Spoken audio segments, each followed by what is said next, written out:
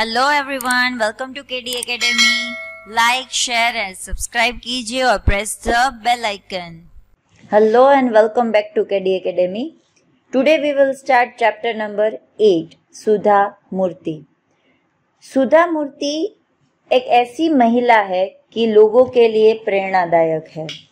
इस पाठ में सुधा मूर्ति ने यह सिद्ध करने का प्रयास किया है कि स्त्रियों के लिए कोई कार्य असंभव नहीं है। उन्होंने इंजीनियर के रूप में कार्य किया, बाद में संशोधन, तकनीकी क्षेत्र, चिकित्सा, लेखन के क्षेत्र में बड़ा योगदान दिया।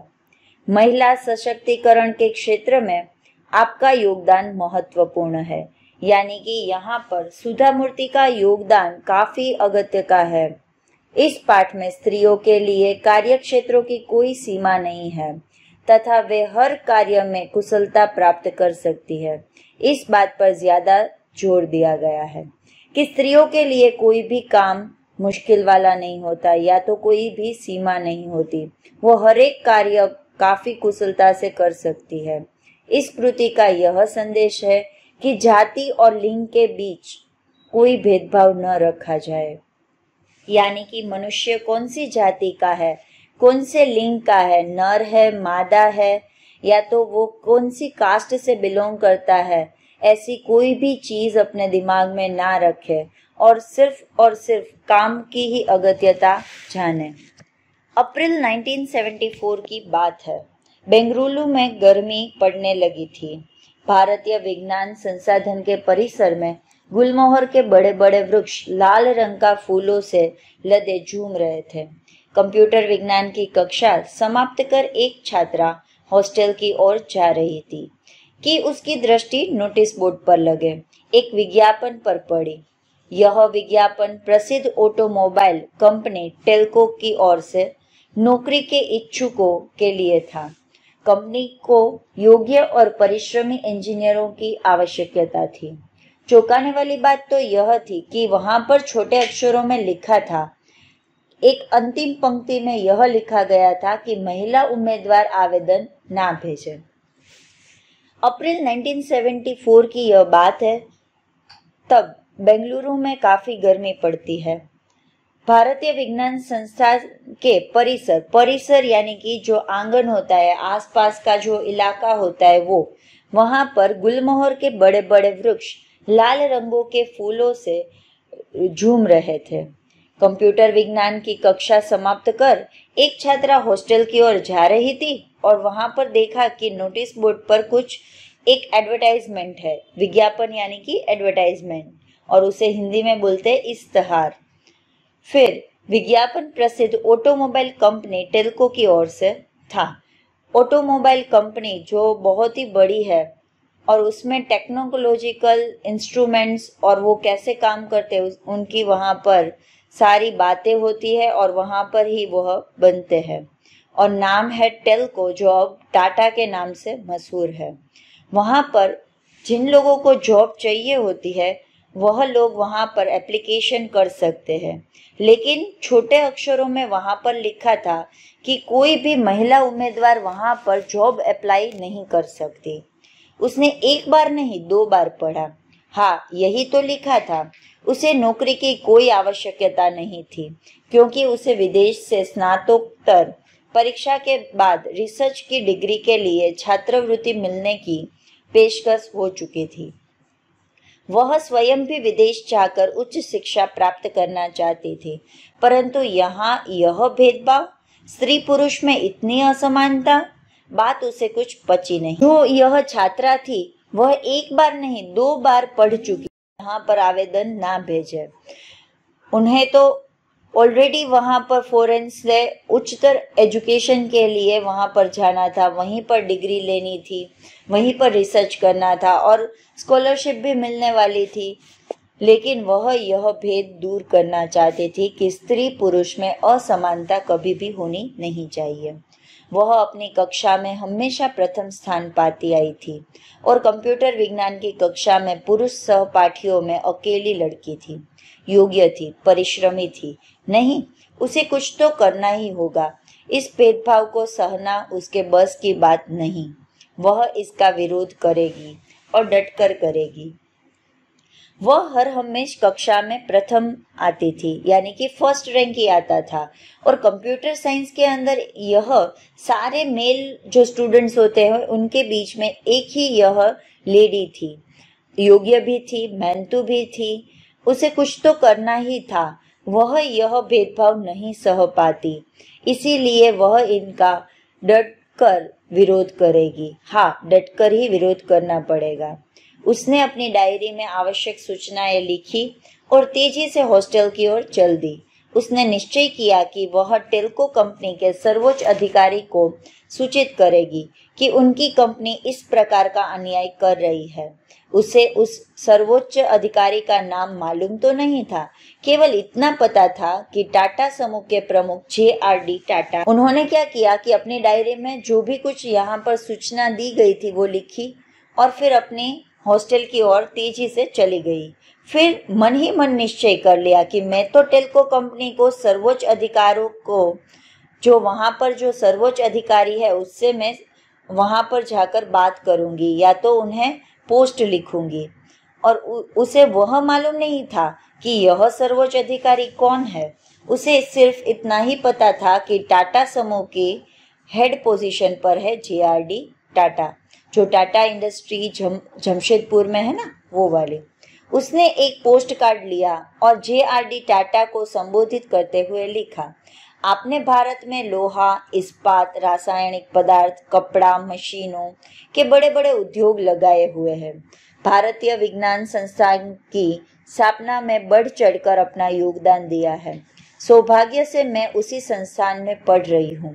मैं हैरान हूँ कि टेल्को जैसी कंपनी स्त्री पुरुष के बीच ऐसा भेदभाव कैसे कर सकती है। उसने तुरंत ही पोस्ट कार्ड लिख डाला और JRD टाटा को संबोधित करते हुए लिखा कि आपने तो भारत देश में इतने बड़े बड़े इंडस्ट्रीज, इतनी बड़ी बड़ी जो मशीनरीज होती है वह लगाई है, जैसे कि लोहा, इस्पात, रासायनिक पदार्थ, कपड़ा, मशीनें के बड़े बड़े उद्योग लगाए हैं। और मैं एक अच्छे से लकी अपने आप को महसूस करती हूँ, सौभाग्यशाली महसूस करती हूँ, क्योंकि मैं भी वही संस्थान में पढ़ रही हूँ कि जहाँ पर भारतीय विज्ञान संस्थान की स्थापना आपने बढ़ चढ़कर योगदान देकर की है। मैं सिर्फ इतने बात से ही हैरान हूँ कि यहाँ पर इतनी बड़ी टेल्को जैसी कंपनी है तो भी स्त्री और पुरुष के बीच में ऐसा भेदभाव क्यों कर सकती है, कैसे कर सकती है। 10 ही दिन में कंपनी ने उसे तार भेजा। कंपनी के खर्चे पर पूना शहर में साक्षात्कार के लिए उपस्थित हो। साक्षात्कार यानी कि इंटरव्यू लेने के लिए एक मुलाकात अरेंज की गई थी। 10 ही दिन में कंपनी ने एक तार भेजा। उसमें लिखा था कि कंपनी पूरा का पूरा खर्च देगी और पूना शहर के अंदर इंटरव्यू रखा जाएगा। आवश्यक तैयारियों के साथ वह लड़की पूना पहुंची। साक्षात्कार आरंभ हुआ। काफी तकनीकी प्रश्न पूछे गए जिनके वह सही सही उत्तर देती गई।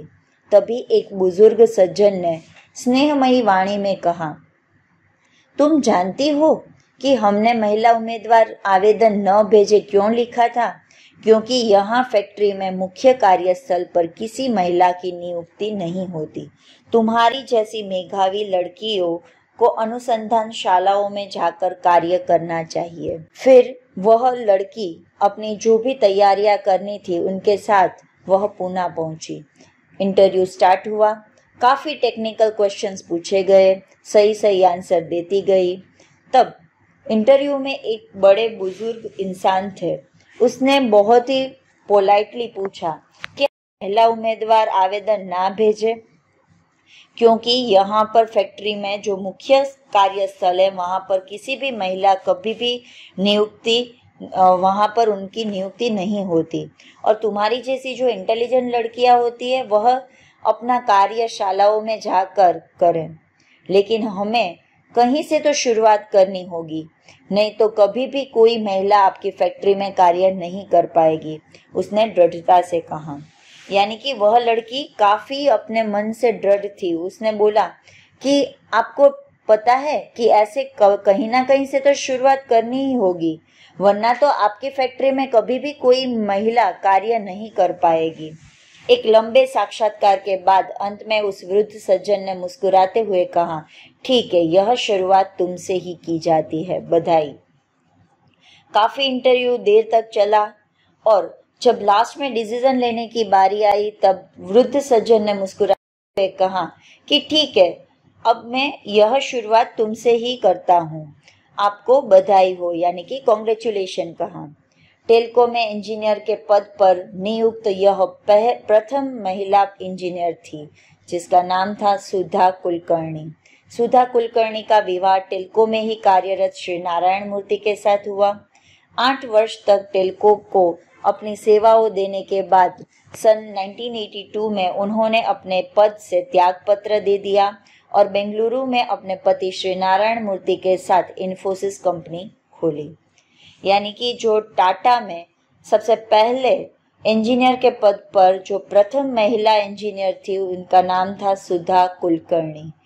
सुधा कुलकर्णी ने वहीं पर काम करते हुए एक टेल्को के जो इंजीनियर थे उनके साथ अपनी शादी की, जिनका नाम था श्री नारायण मूर्ति। 8 साल तक टेल्को में अपनी सेवाएं दी। बाद में 1982 में उन्होंने वहां से रिजाइन किया, फिर अपने पति के साथ बेंगलुरु में इन्फोसिस की स्थापना की। दोनों की मेहनत और लगन से इन्फोसिस ने दिन दुनी रात चौगुनी उन्नति की। सुधा मूर्ति 1996 में इन्फोसिस फाउंडेशन की चेयरपर्सन बनी। इस फाउंडेशन के माध्यम से वे सामाजिक विकास के अनेक कार्य कर रही है। उन्होंने कर्नाटक राज्य के सभी सरकारी स्कूलों में एक एक कंप्यूटर और लाइब्रेरी की योजना बनाई और उसे कार्य रूप दिया। यानी कि दोनों हस्बैंड एंड वाइफ मिलकर इन्फोसिस को इतना आगे लेकर गए, इतनी प्रगति करवाई, इतनी उन्नति करवाई कि काफी सभी लोगों में वह फेमस हो चुकी थी। आज भी लोग बेंगलुरु में इन्फोसिस को पहचानते हैं। सुधा मूर्ति 1996 में इन्फोसिस फाउंडेशन की चेयरपर्सन बनी थी। इस फाउंडेशन के माध्यम से उन्होंने अलग अलग सामाजिक कार्य करने शुरू किए। उसमें कर्नाटक राज्य के अंदर जितनी भी सरकारी स्कूलें थी उसमें एक एक कंप्यूटर दी और एक एक लाइब्रेरी बनाने की योजना बनाई और उसे कार्य रूप भी दिया। सुधा मूर्ति ने स्वयं को अब पूर्ण रूप से समाज सुधारक के लिए समर्पित कर दिया। बेल्लारी, बीजापुर, हुबली आदि के अस्पतालों को उच्च तकनीकी चिकित्सा उपकरण उपलब्ध करवाए। यानी कि जो आसपास के इलाके थे जहां पर अभी भी टेक्नोलॉजी नहीं पहुंची थी, वहां पर बड़ी बड़ी हॉस्पिटल्स बनवाई, वहां पर टेक्नोलॉजिकल इंस्ट्रूमेंट्स डेवलप करवाए। कांची में कैंसर अस्पताल, औरंगाबाद, बेल्लारी, गुलबर्ग, पुट्टुमडाई, बेंगलुरु आदि में चिकित्सा सहायता तथा उस्मानाबाद जिला, उड़ीसा के कालाहांडी और आंध्र प्रदेश के सूखा पीड़ित क्षेत्र में राहत कार्य भी करवाए। यानी कि इसके अलावा एक कैंसर हॉस्पिटल कांची में करवाई, औरंगाबाद, बेल्लारी, गुलमर्ग, पुट्टुमडाई, बेंगलोर, वहां पर चिकित्सक सहाय दी। फिर आसपास के जो उस्मानाबाद जिला था वहां पर उड़ीसा के कालाहांडी और आंध्र प्रदेश के अंदर दुष्काल पड़ा था, यानी कि ड्रॉट हुआ था, तो उसकी वजह से वहां पर कुछ भी खाने के लिए नहीं था। तब वहां पर राहत कार्य भी शुरू करवाया। उनके अथक प्रयास से कर्नाटक के 800 से अधिक गांवों में कंप्यूटर शिक्षा पर 1 करोड़ रुपया लगाया गया और 3000 से अधिक पुस्तकालय खोले गए। उन्होंने गरीब बच्चों को सहायता दी, स्कूलों की इमारतों का निर्माण करवाया, अधिकतम अंक लाने वाले बच्चों को छात्रवृत्ति यानी कि शिष्यवृत्ति दी, स्कॉलरशिप, और गांवों में लगभग 300 कंप्यूटर वितरित किए गए। गांव को भी उन्नति करवाई, गांव में भी टेक्नोलॉजी ला कर दी, गरीब बच्चों को भी हेल्प की, उन लोगों को स्कॉलरशिप दी, आगे पढ़ने के लिए भी सहायता की।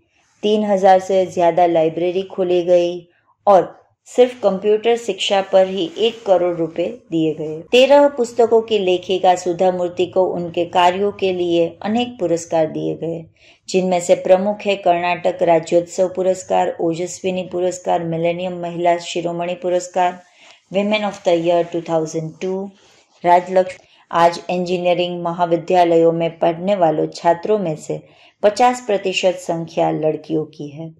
अनेक उद्योगों में मशीनों के बीच लड़कियां कुशलता से कार्य कर रही है। जिस मार्ग पर चलकर सुधा मूर्ति ने अपनी प्रतिभा, लगन और परिश्रम से सफलता की ऊंचाइयों को छुआ, उस मार्ग पर नई पीढ़ियों को आगे बढ़ता देखकर वे खुशी से फूली नहीं समाती। महिलाओं की सफलता पर वे कह उठती है, हमारा मार्ग कठिन अवश्य है किंतु चलना जरूरी है। यानी सुधा मूर्ति ने यही बात बताई कि लड़कियां चाहे जो भी अपने मन में दृढ़ कर ले वो कर कर ही दिखाती है। आज इंजीनियरिंग यूनिवर्सिटीज जो होती है वहां पर छात्रों में 50% यानी कि 50% संख्या लड़कियों की ही होती है। लड़कियां यहाँ पर बड़े बड़े मशीनों के बीच में कुशलता से कार्य करती है और सुधा मूर्ति ने सिर्फ एक ही बात बताई है, वह है कि हम मार्ग मुश्किल है लेकिन उस पर चलना तो पड़ेगा ही। Thank you so much, keep watching, bye.